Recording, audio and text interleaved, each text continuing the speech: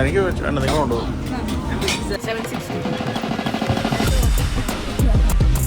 നമ്മളിന്ന് രാവിലെ മല്ലേശ്വരത്തുള്ള ഒരു കോളേജിൽ എക്സാം എഴുതാൻ പോവാണ്.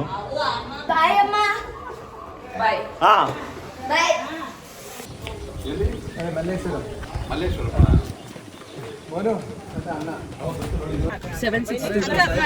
ಆಪೋಸಿಟ್ PU ಕಾಲೇಜ್ ಇದೆಯಲ್ಲ, ಲೊಕೇಶನ್ ಹಾಕಿದೆ.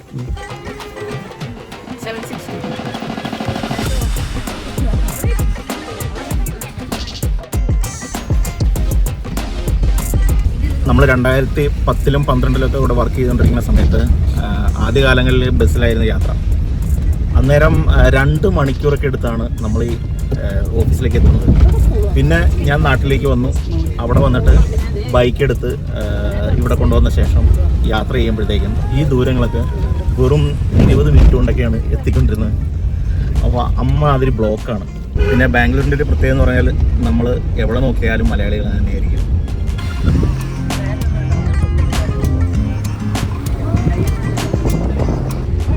നമ്മളിപ്പോൾ എങ്ങോട്ടാണ് പോകണേ?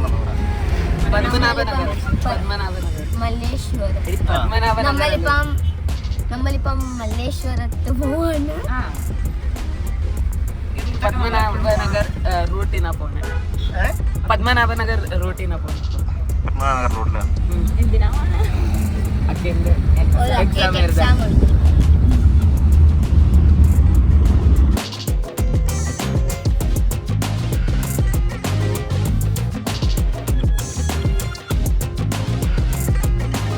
രാവിലെ 7:30 സമയം. അതുകൊണ്ട് ട്രാഫിക് വളരെ കുറവാണ്. ഈ റൂട്ടിലൂടെയാണ് RT നഗറിൽ ഞാൻ വർക്ക് ചെയ്ത സമയത്ത് ബൈക്കിൽ പോയിക്കൊണ്ടിരുന്ന ഷോർട്ട് കട്ടുകൾ. ഇതാണ് മജസ്റ്റിക് റെയിൽവേ സ്റ്റേഷൻ.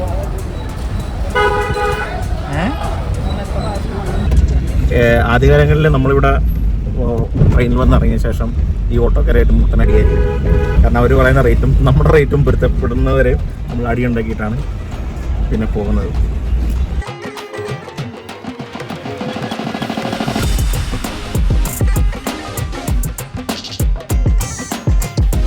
ഈ ചേട്ടനൊരു അവാർഡ് കൊടുക്കണം കേട്ടോ.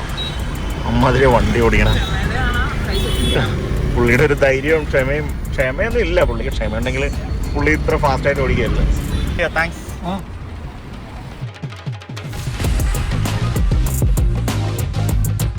നമ്മൾ ഉദ്ദേശിച്ച കോളേജ് എത്തിക്കൊണ്ടിരിക്കുന്നു. അപ്പോൾ ഇതാ കാണുന്നതാണ് കോളേജ്. പിള്ളേരെല്ലാം കോളേജിൻ്റെ വാതിക്കൽ തമ്പടിച്ചിട്ടുണ്ട്. നമ്മുടെ നാട്ടിലെ പിള്ളേർ തന്നെ ആയിരിക്കും ഏറിയ കൂറും.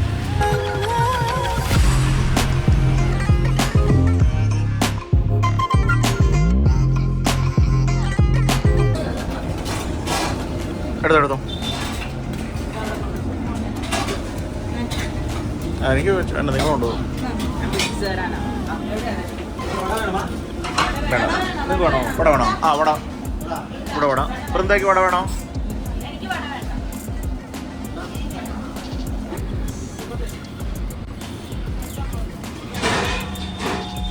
അങ്ങനെ ചായ വന്നിരിക്കുന്നു. ഗ്ലാസിൻ്റെ ഒരു വലിപ്പം കണ്ട. നല്ല അടിപൊളി ചായ. 205 രൂപയാണ് നമ്മൾ ഇപ്പം പേര് ആഹാരം കഴിക്കുന്നത്.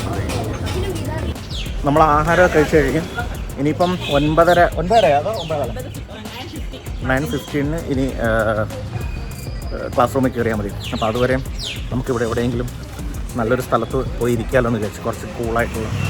അപ്പോൾ ഇവിടെ ഒരു പാർക്കുണ്ട്. ആ പാർക്ക് കാണിച്ചു തരാം.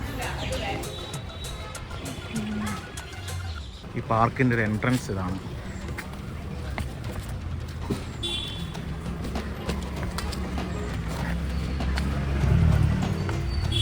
ഇതാ 2 മരങ്ങൾക്കിടയിലൂടെയാണ് ഇതിൻ്റെ ഒരു എൻട്രൻസ്. ഇവിടെ നിൽക്കുമ്പോൾ എന്തൊരു തണുപ്പാണെന്നറിയാം.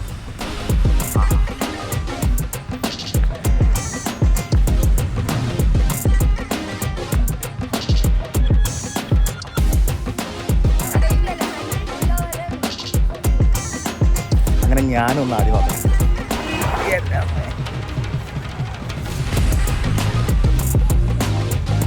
അരമണിക്കൂർ സമയം കൂടിയുണ്ട് എക്സാം തുടങ്ങാനായിട്ട്. അപ്പോൾ ഇവിടുത്തെ ഒരു പ്രത്യേകത എന്ന് പറഞ്ഞാൽ നിറയെ മരങ്ങളാണ്. അപ്പം നല്ല തണുപ്പുണ്ട്. അപ്പോൾ ഇവിടെ ഇരുന്ന് കുറച്ച് നേരം ശാന്തമായിട്ട് കുറേ നേരെ ഇരുന്ന ശേഷം നമ്മൾ എക്സാം ഹാളിലേക്ക് പോകും. നമ്മളല്ല പോകുന്നത്, വൈഷ്ണവിയാണ് പോകുന്നത്.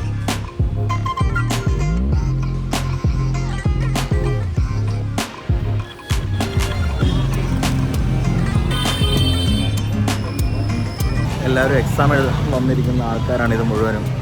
നമ്മളിനി ഗേറ്റ് എത്തുമ്പോൾ ഇങ്ങനെ നിൽക്കുക.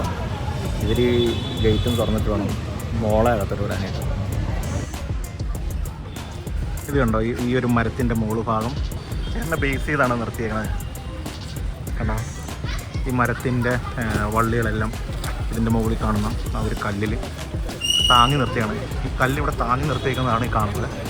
ഇത് കണ്ടില്ലേ, ഈ ഒരു കല്ലിൻ്റെ ഭാഗത്തോട്ട് ഈ വൃക്ഷം ചെന്നിരിക്കുകയും അതിൽ വരുന്ന ശകരങ്ങൾ മുഴുവനും ഈ കല്ല് താങ്ങി നിർത്തുകയാണ് ചെയ്യാറുള്ളത്. മോൾ എക്സാമിന് കയറിയിരിക്കുകയാണ്. ഇനിയിപ്പോൾ അവൾ എക്സാം കഴിഞ്ഞ് വരാനായിട്ട് 1 മണിക്കൂർ എടുക്കും. അതുവരെ നമ്മൾ വീണ്ടും ആ പാർക്കിലേക്ക് എത്തിയിരിക്കുകയാണ്. ഇവിടെ ആകുമ്പോൾ നല്ല തണുപ്പാണ്. ആരാംസെ ഇരുന്ന് 1 മണിക്കൂർ കഴിഞ്ഞ് വീണ്ടും എക്സാം ഹാളിലേക്ക് പോകും.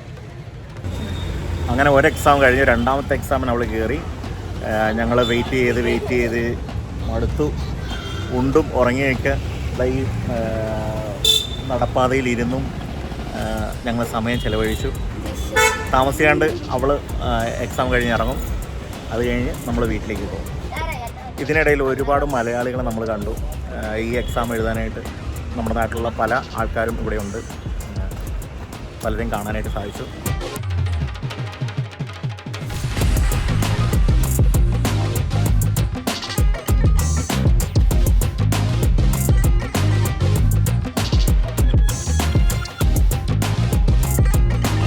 അങ്ങനെ വണ്ടി എത്തി നമ്മൾ വീട്ടിലേക്ക് പോവാണ്.